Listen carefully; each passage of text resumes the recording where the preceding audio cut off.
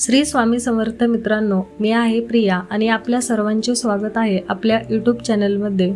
मित्रांनो, आजचा व्हिडिओ खास आहे कारण मार्च महिना मीन राशीसाठी साधा नाही। जर अजून तुम्ही चॅनल सबस्क्राइब केला नसेल तर आत्ताच करा, कारण शेवटी मी एक असा महत्त्वाचा सल्ला देणार आहे जो तुमचं नुकसान वाचवू शकतो। मीन राशीमध्ये कोण येतात? ज्या व्यक्तींच्या नावाची सुरुवात होते दी, दू, थ, झ, त्र, दे, दो, च, ची या अक्षरांनी त्या बहुतेक वेळा मीन राशीत येतात। उदाहरणार्थ दीपक, दुर्गा, चेतन, देवयानी। तुमचं नाव या अक्षरांनी सुरू होतं का? तर हा व्हिडिओ शेवटपर्यंत पहा। त्यानंतर आहे मीन राशींचा स्वभाव। मीन राशीचे लोक मनाने खूप कोमल, भावनाशील आणि दुसऱ्यांसाठी जगणारे असतात। ते स्वतःपेक्षा इतरांचा विचार आधी करतात, पण कधी-कधी हाच स्वभाव त्यांना आर्थिक किंवा मानसिक ओढाताणीत टाकतो। तुमच्यासोबत असं होतं का की तुम्ही सर्वांसाठी करता पण स्वतःसाठी वेळ काढत नाही? तर मार्च महिना कसा जाईल? मार्च महिन्यात कामानिमित्ताने प्रवास संभवतो। हा प्रवास अचानक असू शकतो, ऑफिसमधून कॉल येईल, उद्या बाहेरगावी जावं लागेल किंवा व्यवसायासाठी नवीन ठिकाणी जावं लागू शकतं। हा प्रवास फायदेशीर असेल पण थकवणारा देखील असेल। त्यानंतर करिअर आणि काम। कामात अनपेक्षित समस्या येऊ शकतात, फाईल अडकू शकते, पेमेंट उशिरा मिळू शकतं किंवा प्रोजेक्टमध्ये अडथळे येऊ शकतात।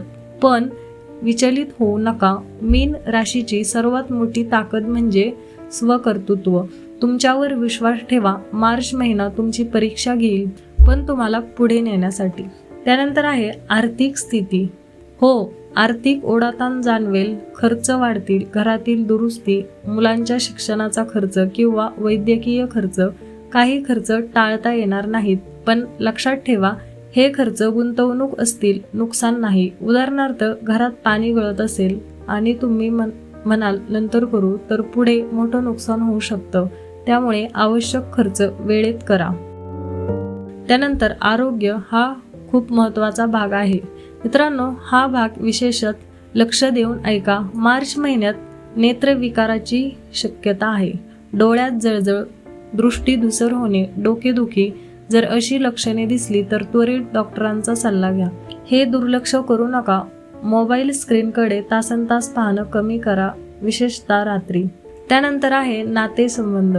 प्रवासामुळे घरच्यांना वेळ कमी देता येईल, पण संवाद ठेवा। एका छोट्या फोन कॉलनेही नातं जपलं जातं।